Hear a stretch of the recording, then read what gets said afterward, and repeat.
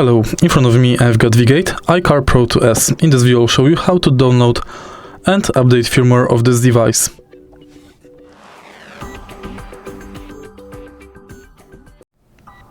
In the beginning, take a look at the original box. Right here we can find this QR code. Scan it with your smartphone to download Firmware Update app.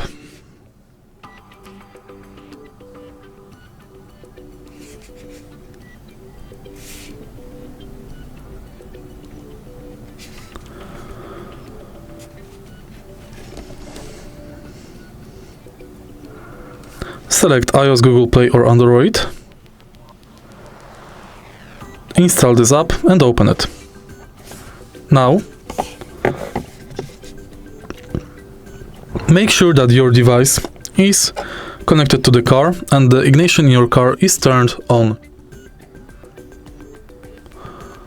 Once it's done, the device is also turned on and it's in Bluetooth mode. Here, select connection type Bluetooth and scan the QR code to upgrade.